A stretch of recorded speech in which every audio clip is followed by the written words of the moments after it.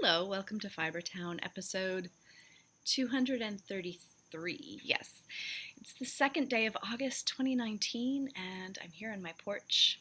It's just 8:30 in the morning, and I have a lot to share with you, and I just wanted to say hello and welcome. I'm glad you're here. I love hearing from you when I podcast, if you comment here or on Ravelry. It's what I love most about doing this. So I invite you to come and say hi, tell me what you think of various things. I get a lot of ideas and inspiration from the people who come here to Fibertown. Did I say my name was Emily? I think I did. I wanted to chat just briefly about how I'm going to approach my podcast in the coming months. I feel that since I've been podcasting monthly, only once a month lately, it has been a bit overwhelming for me to gather everything I've done over the month and get to it and talk about it concisely. I find myself rambling way too much. So I'm going to try something a little bit different. I'm going to try twice a month, the first podcast being everything, knitting, spinning, sewing, that sort of thing, what I'm doing, what I'm planning. And then the second podcast mid-month will just be knitting progress. Well, no, fiber arts progress, excluding sewing. So that I can have one long podcast, one short one. I think this will be good for me. Time will tell. I don't know. I'm increasing my work hours starting at the end of the month. So yeah. The beginning of the month always seems a little slower for me, and mid-month is kind of crazy. So I'm hoping to do a shorter podcast mid-month. And then it takes less time to process a shorter podcast and upload it. My internet has been bonkers lately, not good. So when I do all that processing, that behind the scenes kind of stuff, it's a pain. So I like shorter podcasts. Traditionally, I've done half-hour, 20-minute podcasts sometimes, and I'd like to get back to that. But today, I have show notes to help me with the copious amounts of things to talk about. So the very first one, after saying hello, and I'm glad you're here, and come and talk to me, send me a message. The second thing I want to share with you is a giveaway. And where have I put this stuff? Oh my gosh. So I had the good fortune to go to the Woolly Thistle headquarters. And I'm hoping this giveaway stuff is buried under fabric somewhere. Otherwise, I'm going to have to pause and go get it. I had the good fortune to travel recently, and I was just going through New Hampshire, and I said,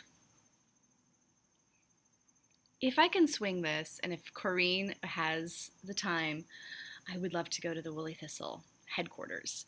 It is not a yarn store, brick and mortar wise. I mean, it's a physical place, doesn't only exist in our dreams, but it's not a retail store. She does online stuff.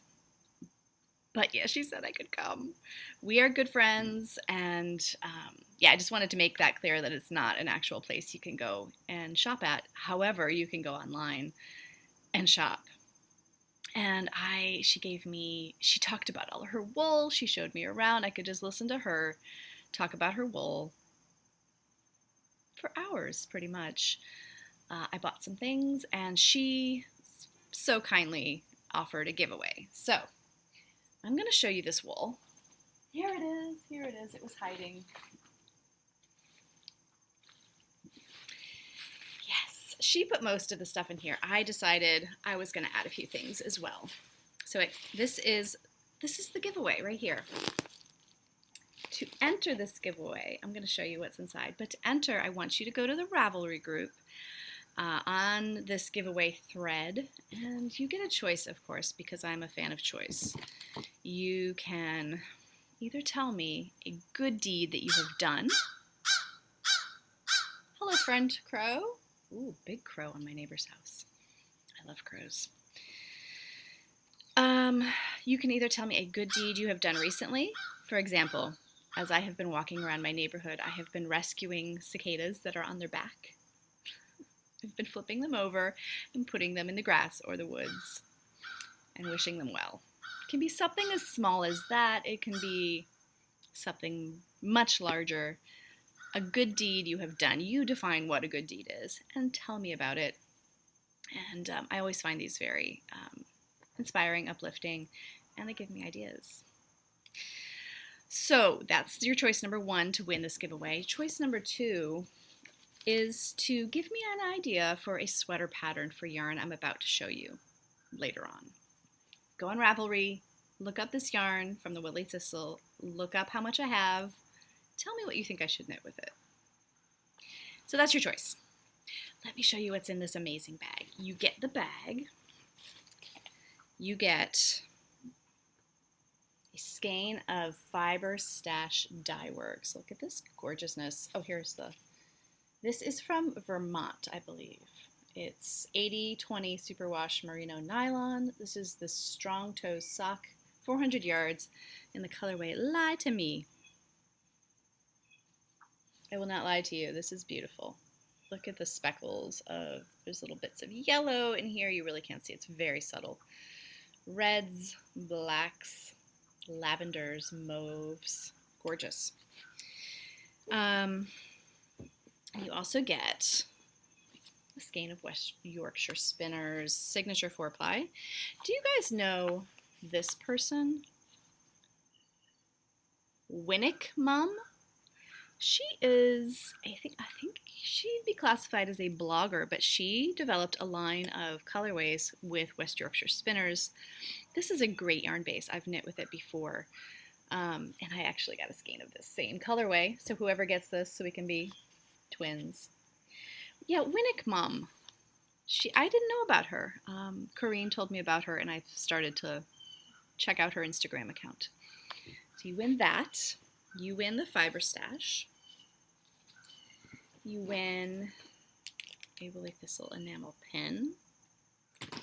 And then I added these two to the lot because I thought, how fun would these be to knit, I don't know, colorwork mittens, colorwork socks. This is Rauma Gammelserie, and I believe the Gammelserie it's a light fingering. It's very tightly spun 2-ply. It's beautiful, like a skein deer pattern or somebody. Beautiful stuff. So that is the giveaway. Do you remember how you can win it? Go to my Ravelry group, Fibertown. Tell me about a good deed you've recently done, or in the past year. Small or large or medium. Or tell me, how about I just show you this now? Tell me what I should knit out of this sweater quantity. I was curious about Ull Centrum. It's a Swedish wool. I thought it was probably too heavy for me in terms of what I can wear in my climate. That may still be true, but I travel to cold places. Lucky me. And it's a very light DK weight. So this is Ull Centrum. It is sort of a loosely spun 3-ply, 100% Swedish wool. I think it's beautiful. So this is 200 meters. The gauge, here's the gauge, 16 stitches. But keep in mind that I can knit, I have a tight gauge, generally. So a DK weight sweater, I could probably knit that out of Sport and get gauge. Anyway, that's just to give you an idea. I have 5 of these. It's 1,000 meters. Plus this gorgeous colorway, the pink. The camera's not doing it justice. I love this one. Yeah, so I'm thinking this could go in a yoke.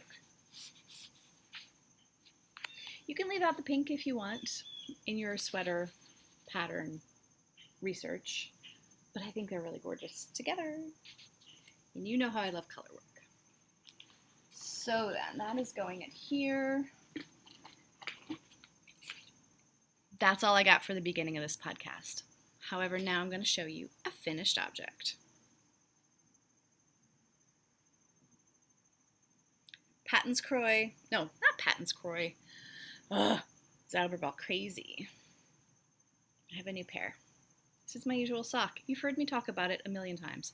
I won't belabor the point. So let me talk about the Patton's Croy now. This has a story. This is the yarn, and I have gone through July and I have not even finished one sock. And this is the reason. This is the yarn. It does not excite me. And it came to me through a friend's destash. She just handed me yarn. And this was a hank, lightly twisted up hanks, 2 of them. And it had this label around it. The colorway white cap, which is also mouton in French. That doesn't translate, does it? Mouton is sheep. Anyway, it's not a white cap. Unless there's another definition of maybe white caps like on waves being called mouton. I mean, I guess that could work. But does that look like either one of those things? No. Also, I think this is maybe a sport weight yarn, and I'm knitting it on my usual needles, usual gauge. So it's pretty, it's like armor. Yeah, it's not exciting me, but it'll be good socks. I just don't think it's this. It could be pattern something. I don't think it's white cap. And a cursory search of Ravelry led me nowhere. So anyway, that's the sock. I've got it on my needles. This is the first time in about 1.5 years, maybe more, maybe less, that I haven't knit a pair of socks in basically a month. The reason why is these colorwork sweaters. These complicated Marie Wallin. Oh, I forgot to mention the Wallin along / Marie Wallin Cal. Yeah, so the reason I'm not churning out the socks like I usually do is the Marie Wallin stuff. I finished the Samfree in June, I think, and I've started the Yell. I think I showed it last time. Here's where I am now. Losing yarn balls. Get this strand out of the way. Finished the body color work. This is still flipping up. I've given it a steam. Should have knit more ribbing. It calls for seed stitch, I think. I did ribbing. I don't know, man. Maybe with a hard block, this will lay flat. I might try taking like some embroidery floss or something heavy or elastic thread, running it through to give it a bit more weight to see if it will stay flat. Could also stitch a ribbon on there, on the other side, like i.e. sort of like bias binding. Seems like a lot of trouble. Anyway, I love these colors. It was so fun to knit. And Marie Wallin, she knows colors. She can do subtle, she can do contrast. Love it. So when I started the main body colors, I was immediately concerned. I'm going to hold it back. Can you see the contrast? You can really see the contrast. I finished one of the repeats here. You can really see the contrast when it's far away, and I feel like it's very subtle, but I think that works together very well with all this color. And then when you get up closer, it's really, I mean, this is, you can see what the motif is here. You cannot really see what the motif is as well. But I think that works. I was on the cusp of ripping out and replacing this lighter gray with like a white or a cream. And I'm glad I didn't. Corinne helped me figure out that I was, when you're knitting something, you're looking at it up close. And with this particular color work, you really have to look at it from a distance. And I think that once we get a ton of this fabric going, it'll be even more apparent. And it just works. It works better with all the other colors. So, but at the beginning, when you're doing color work and it's hundreds and hundreds of stitches, I was worried because I couldn't see clearly. I was worried that I had misknit something and the motifs were off And I like that reassurance as I go along. Okay, I'm knitting this right. Okay, I did 2, then I did 3, then I did 7 stitches, and I can tell the motif looks correct, so I'm good to go. And it's just, look at that. They just look so similar, so it adds to that feeling of uncertainty about the whole project. But I've got a repeat done. I'm feeling better. I think I'm good to go. Oh my goodness, I'm on. Isn't it so funny when you finish these little Jameson Spindrift? That's what this yarn is. When you get to the end of the ball, they're so pathetic looking. So that's the L. Really, really enjoying that. I need a few more inches before I put in the sleeve steeks. And I get to do more of that gorgeous color work of all the different colors on the sleeves, sort of at the base of the sleeves. So, very exciting. What else do I have on the needles? I showed you the socks. I do have, hang on, I have show notes. Let me show you a new cast on, and then I'll show you the other sweater that I'm working on. This gorgeous thing is the Hat Dana. Let me see if I have the yarn label. Yes. This is Wool Wife from Bybrook Farm. It's from, excuse me, Aroostook County, Maine, farmed and spun. It's a light worsted. It's just gorgeous.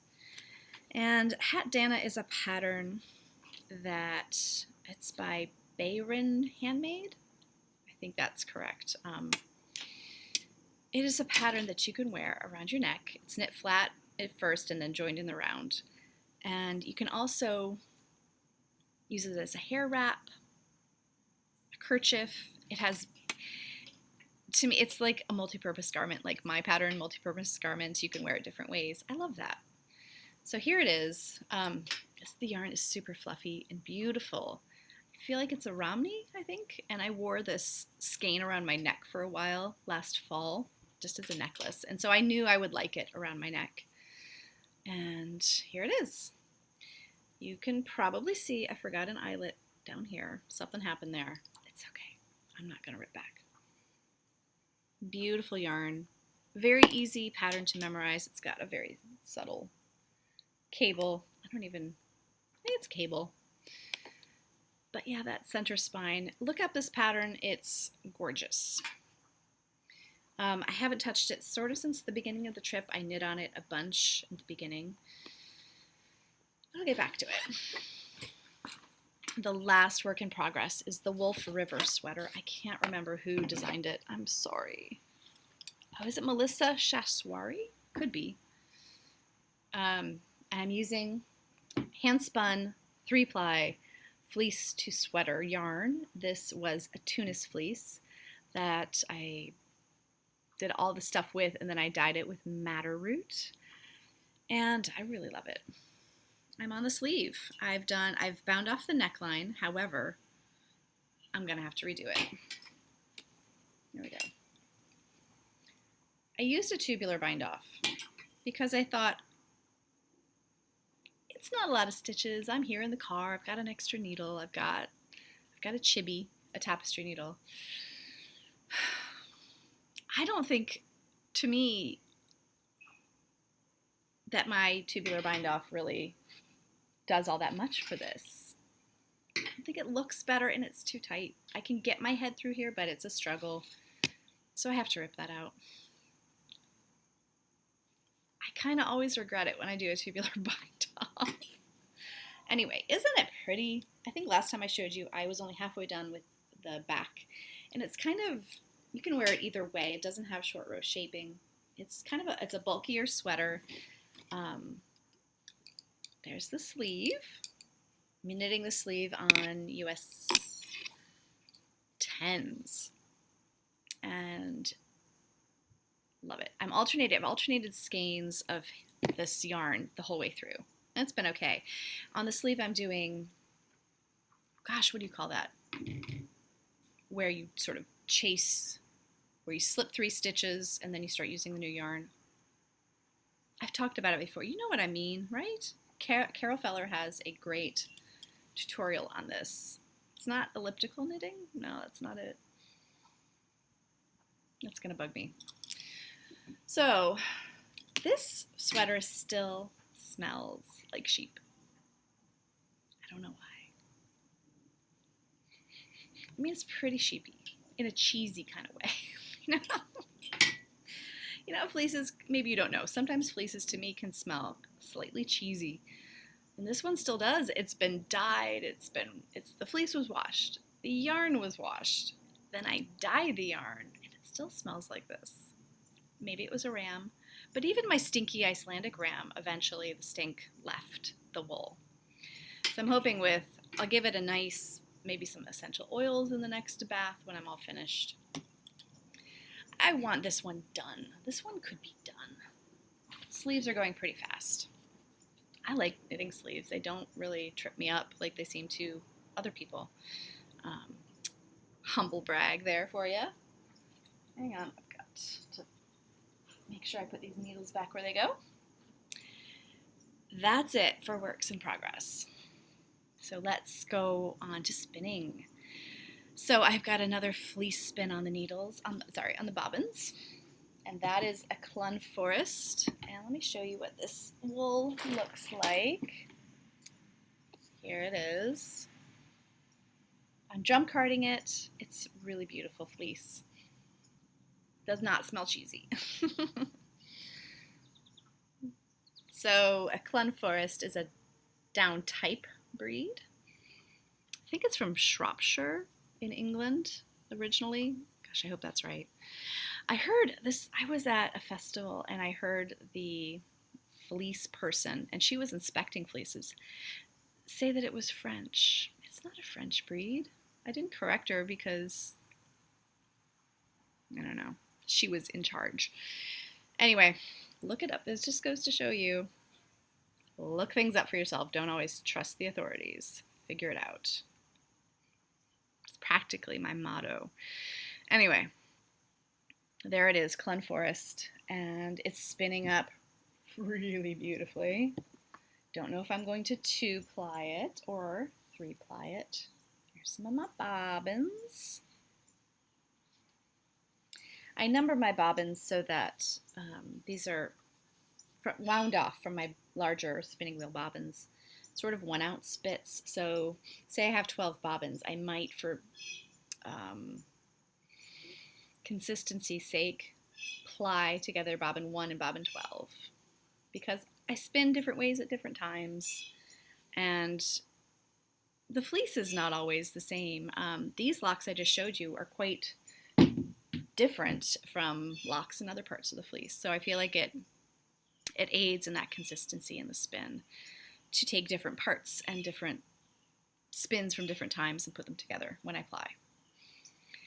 What else? Oh, so I was traveling, and I always take spindles when I travel, and I'll show you what I got. I've got a little bag. I've only been spinning hobbledehoy, and the first spin is a wool, silk, bamboo. It's a Polworth wool. Sadly, it has some sparkle in it. I don't like sparkle in my spinning. I am anti-sparkle in my spinning. It just bugs me. Oh no, I just lost a little ball. So, and I don't like it in the finished yarn at all. But these are, I've used my supported spindle. I'm not trying to spin these thin at all, as you can see. I like it fluffy. I'll probably 2-ply it. I started these last summer when I was traveling. Haven't touched it since. It's my African bead whorl, Spanish peacock. It's ebony, some other wood. Bocote, I think. Really love this. It's one of my favorite spindles. Hang on, I'm just gonna rescue this guy. Come here. Come here. Okay. The other spin is also hobbledehoy, and it is much heavier on the silk, this particular one. Here is the spindle I just finished. I haven't wound off the secondary cop yet. I'll just wind it all into a little ball. Isn't that pretty? Also hobbledehoy, and I've been winding off these little balls after I finish spinning them. They're all different colors. This is called like Castle Fortress batlings, and they're all different colors, sort of like, here's some of the batlings. I might ply like colors with like colors and get minis. I have a lot of those. So hopefully they will last me through my forever hobbledehoy drought, because hobbledehoy is going out of business. On to different things. It's not for lack of business, I don't think. She's just changing up what she's doing for her occupation. So that is spinning. Yeah. I do have lots of natural dyeing plans. I think I touched on this last time. I would like to over-dye this skein of the Madder. You recognize it from the Wolf River. This one, I want to see if I can over-dye it with indigo or woad, something blue, and see what happens. See if I can get a purple. I've been reading up on woad dyeing. Where's my book? Where's my book? Here it is. I've been reading up on woad dyeing, and there are like 4 or 5 methods, and they're bonkers. I do have 2 woad plants, and according to this book, you can use, I planted them this year, and they're perennials. You get the color from the first year's leaves, and they don't flower or go to seed until the second year. And in the second year, you don't get color from the leaves. And yeah, it's kind of crazy. Where did she talk about woad? There's a urine vat method. It's the way people have done it for forever. There is, here we go, a yeast vat, which actually does not sound too hard. A fermentation vat, which sounds like a very complicated sauce recipe, including wheat bran and dates.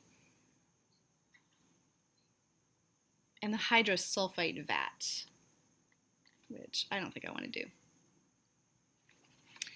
Anyway, woad itself can give you, let me see if I can find, I love this book because it gives you ideas of the different colors you might get.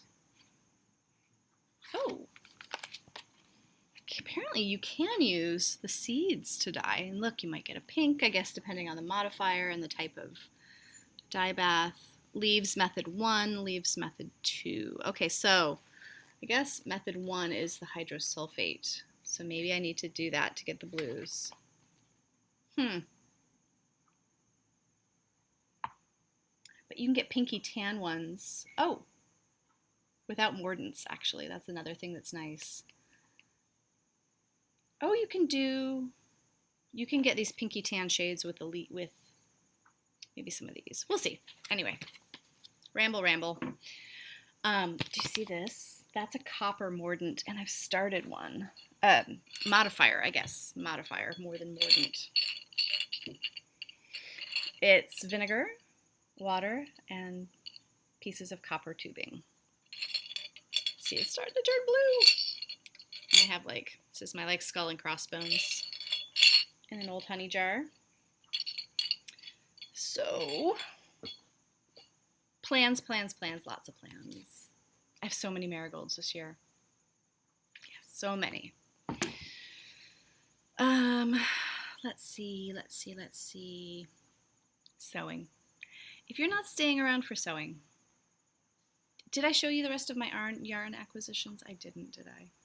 All right, I'll show you those real fast. The rest of my woolly thistle stuff. I did get one of these. That was a gift from Corrine. Thank you, Corrine. And then I purchased that, which is one of the birds. I love the birds. I've made several of the birds colorways into socks. This is Blue Tit, I think.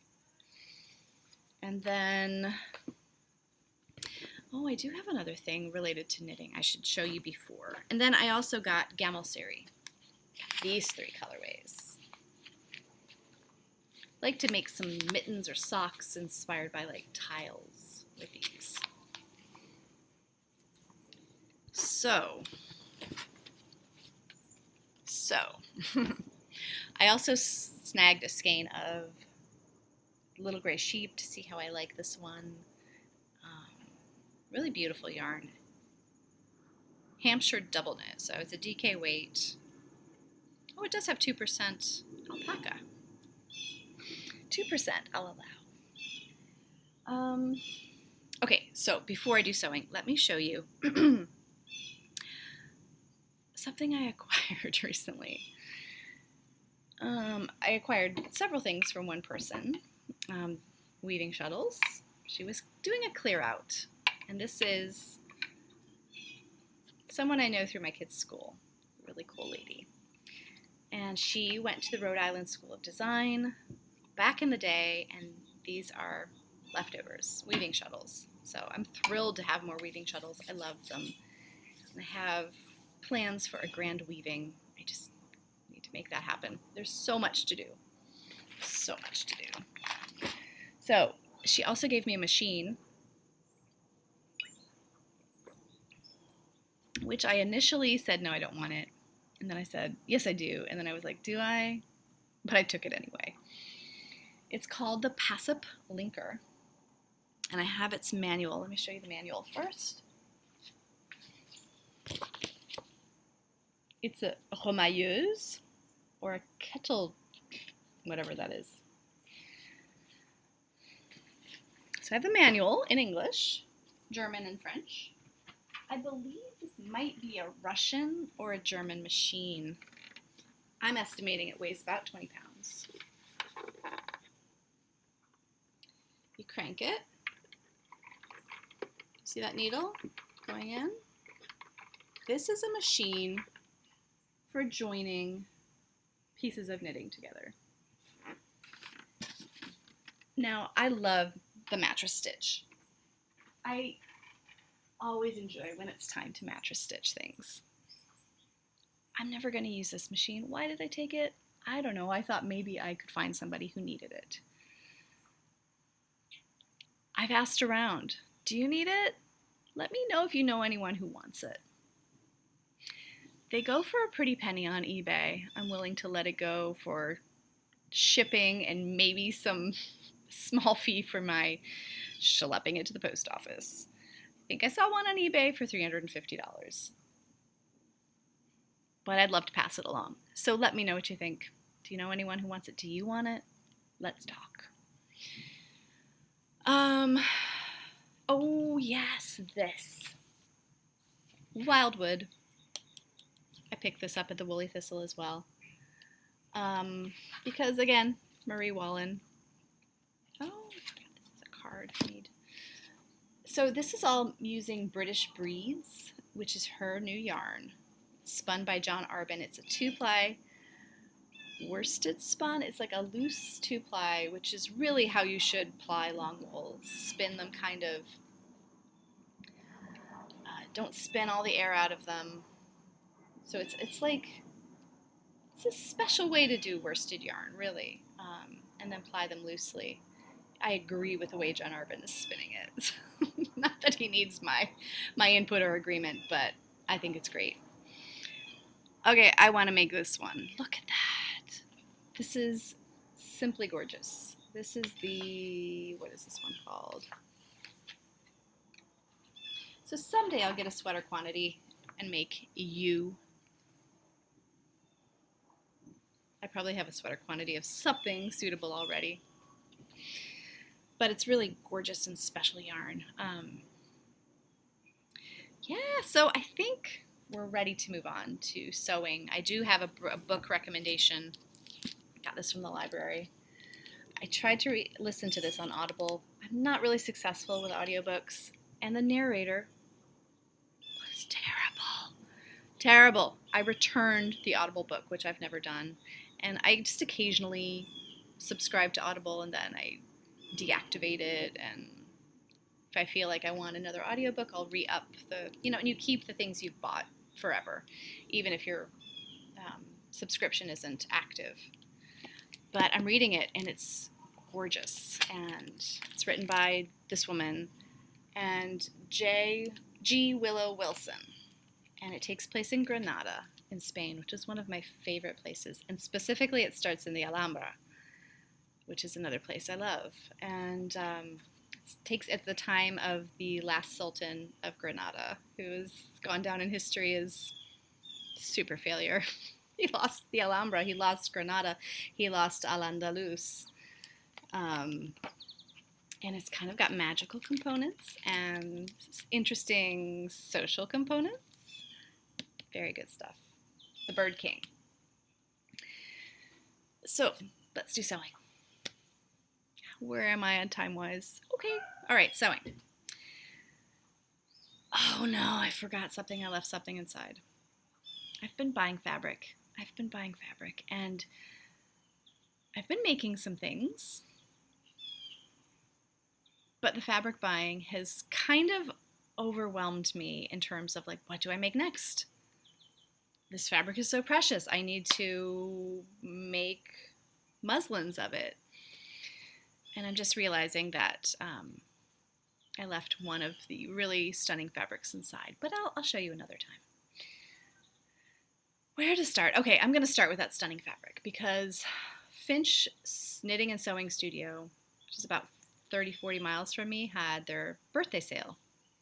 And I called and reserved this fabric, which I had been eyeing for a while, and I kind of felt like it was out of my price range. But with 25% off, it was not. It was doable.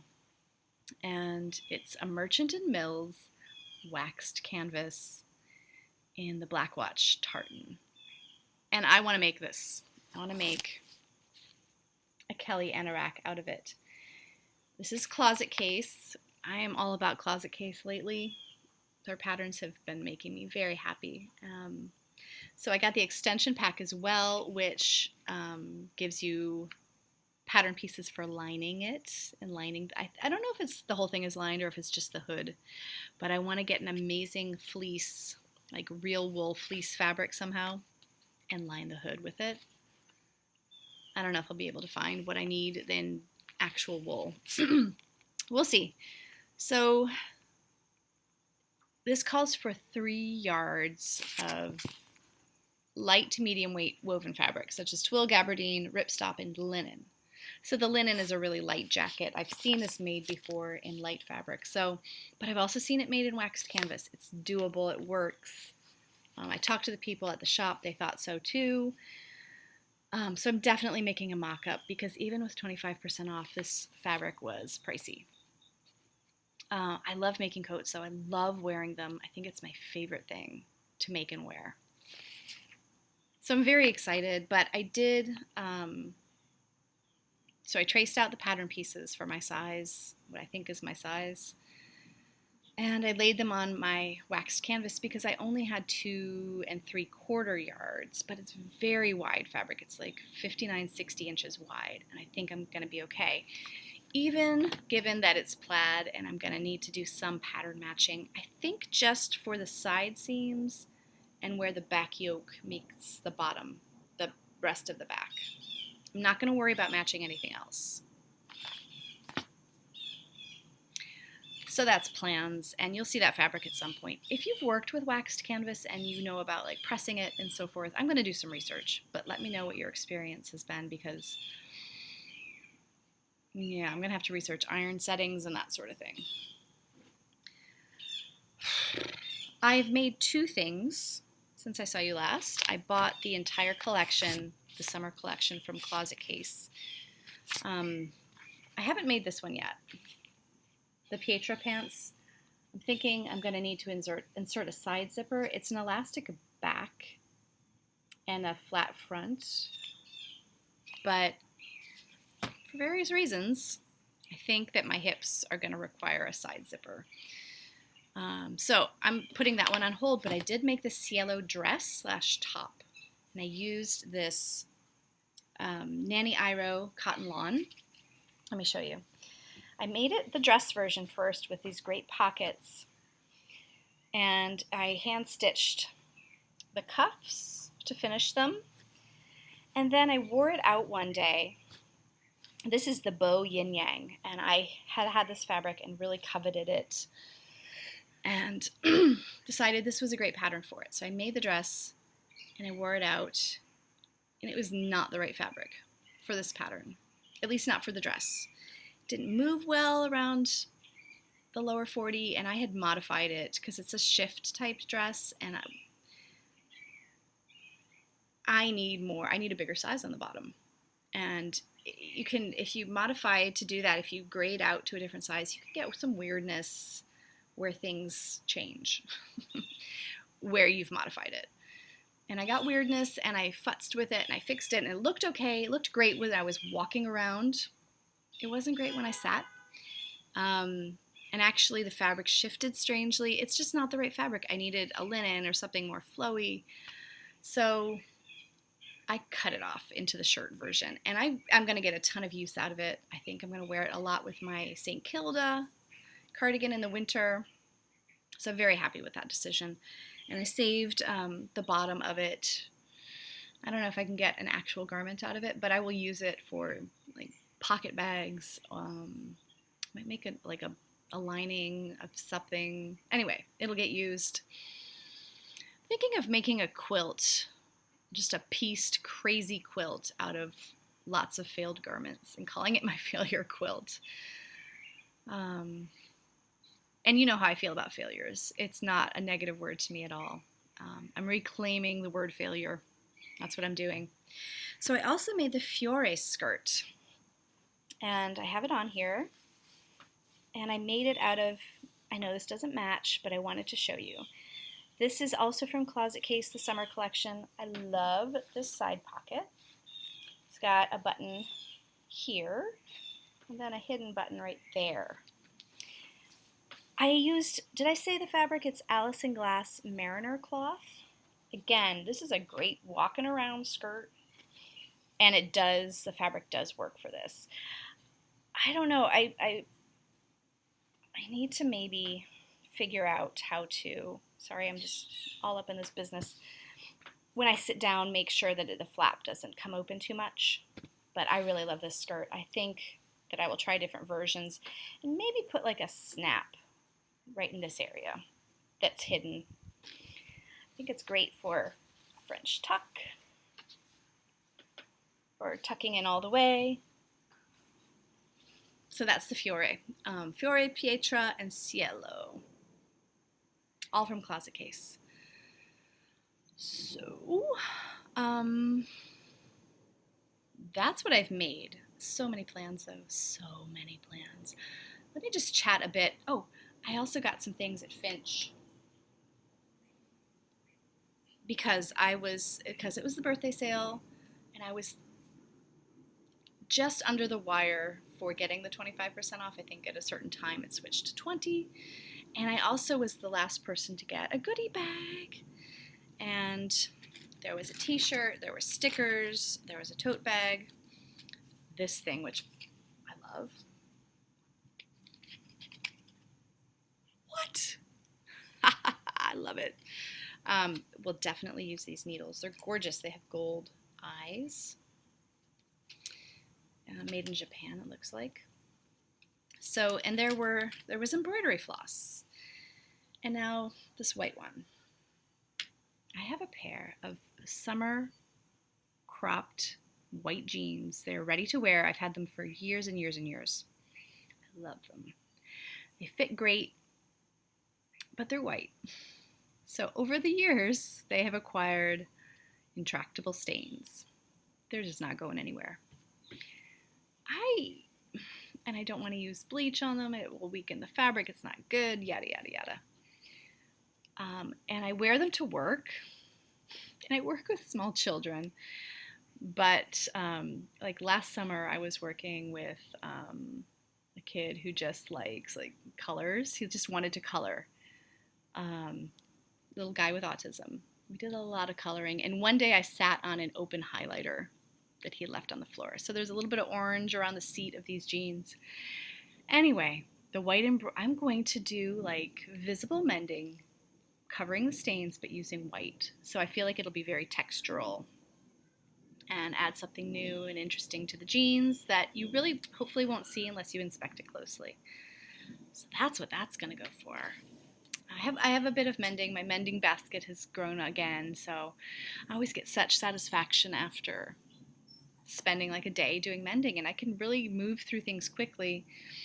It's funny though, as soon as you work through your mending basket, it starts adding up again. It's never done. Anyway, so that was the first fabric shopping I did. Then I went to Montreal, which incidentally is the home of Closet Case. Oh, I'll tell you about that, but look at look at all these muslins for the CLO dress. Excuse me, I did 2 of them. 3 of them? Yeah, look, I purged my linen closet a while back.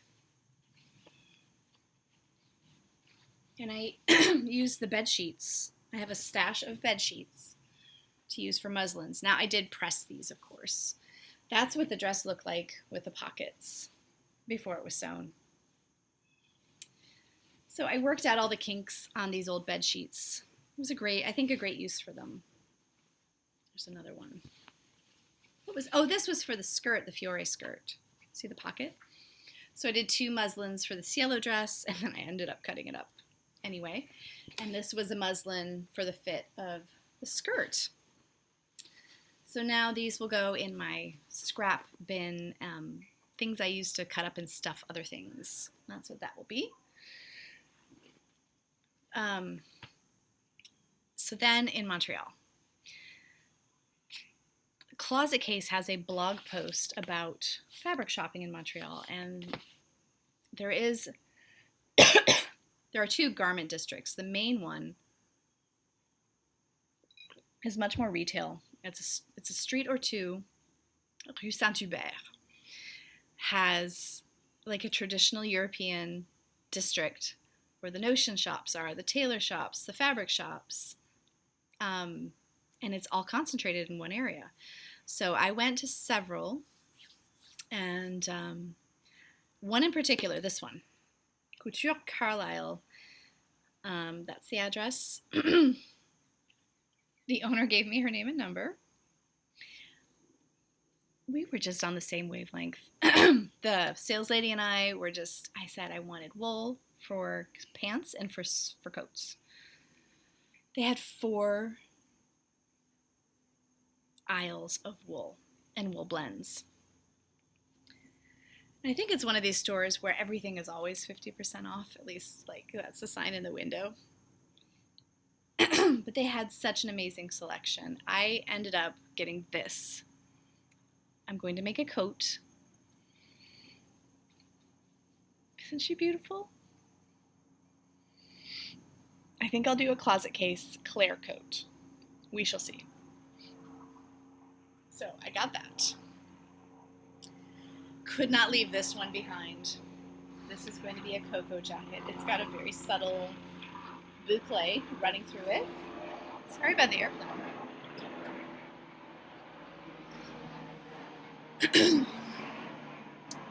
Excuse me. That's a helicopter, not an airplane. I'm near some sort of training facility for helicopters, and occasionally they'll train. I had such a good time at this fabric store. I highly recommend it. The wool selection was insane. The prices were amazing. And it was all in Canadian dollars, so it was actually less than I thought I spent. Then I went to another area that's more industrial textiles, and it was a building, massive city street building, kind of in an industrial area. And I wanted to go to you take the elevator up and down, and it's textile businesses on every floor. I wanted to go to one where they sell activewear and swimwear only. That's what they specialize in. It was closed on Saturdays in July and August, so bummer. But next summer, I'm going to make a swimsuit because I bought a new swimsuit this year, and I don't have a particularly long torso. It's a one-piece, but the straps just dig in my shoulders. They're just, I don't know, it's not long enough. So I did go to Globe Text, and it's a warehouse. It's wholesale mostly, and there was a little sample making. I wouldn't call it a sweatshop. There were only 2 people working there, but they were making samples, or I don't know what. Yeah, and the bolts, some of the bolts were hundreds of pounds in weight. But I got 2. I only brought one to show you, but I got 2 wool suitings, I guess, to make pants. I love a very subtle plaid pant. I got this one, and I got another one that's got a very subtle orange stripe through it. So I'm thrilled. I was thrilled with that. And then we were in New York State for a while, had a very relaxing time at a lake. We were also in Providence, Rhode Island at the beginning of this trip. We did like 3 nights in 3 places, and it was a nice variety. We did some kayaking on the lake. It's the Hudson Valley. It's like the upper Hudson. And the local food is just really good. Lots of local meat, produce, fruit, medicines, just really good stuff. So we had a nice few days there on the lake, and we drove through Pennsylvania on our way home. We stopped to see a really good friend of ours, and about a month before the trip, I had gotten wind of a place in Sinking Spring, Pennsylvania. They're on Instagram. It's called Fabric Mart. And at Fabric Mart, I was like, well, we're going to really drive. We'd be 10 minutes out of the way to go to this place. We need to go to this place.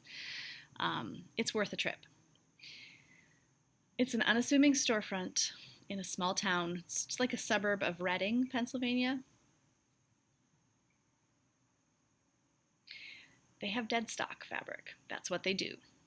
They buy out stores that are closing. Designer like overflow. So if you're someone who like me, tries to be sustainable in fabric purchases and buys natural fabrics and tries to be mindful about fabric purchases, dead stock is like your little loophole. If you like the flowiness of a rayon, if a rayon is a dead stock fabric, you're not feeding into the demand to produce it necessarily. I mean, you could fiddle with that argument, but it's either use it or it goes to a landfill or it gets burned. Some designers do that, which is a waste of resources. So if it's been made, it's out there in the world. This place had thousands of fabrics, maybe 5 rooms. You had to go on the website if you were looking for something specific because the organization was bonkers. I mean, it worked, but it was kind of madness. Anyway, it's hard to browse in a place like this. You really have to know what you're looking for, and they might have it, they might not. You might find something that you didn't know you needed. So they had bought out a garment store that closed in the New York City garment district called Rosen and Chaddock. And they had barrels of silks from this place. Some of them had water damage on the selvage or sun damage. I think there was stuff from the 80s and 70s in there. And they were $1, $3.99, or $5 a yard. And I bought some. Thought about buying swimsuit fabric there. And then I got home, I subscribed to their newsletter, and now their swimsuit fabric and activewear is on sale. I found an amazing black linen that wasn't on sale. It was so good. But I'm going to wait for a linen sale and hope it's there. That's the kind of thing that, you do run a risk of. If you like it, you should get it. You should get it because it may not ever be there again. Probably won't. So I bought exclusively $3.99 and $5 a yard fabrics from this place, and they were vintage dead stock from Rosen and Chaddock. I'll show you sometime. I'm not going to bring them all out, but yeah, gorgeous. So I'll show you one fabric I got there. I think this was a $5. It's a silk blend. Look at that. It's much cooler in person. And I think this will be some sort of party dress. And it'd be great to actually do like a wrap dress where you see like, could be an amazing Fiore skirt. I have 4+ yards of this because it was what was left. And they gave me the last bit of it for free. So yeah, that's just one fabric I got there. So I'm spoiled for choice. I have lots of patterns I want to make. I'm really working on narrowing things down, and I think the next thing I'm going to make is a linen shirt, a Cali shirt. I'm getting a lot of good wear out of my other Cali shirt.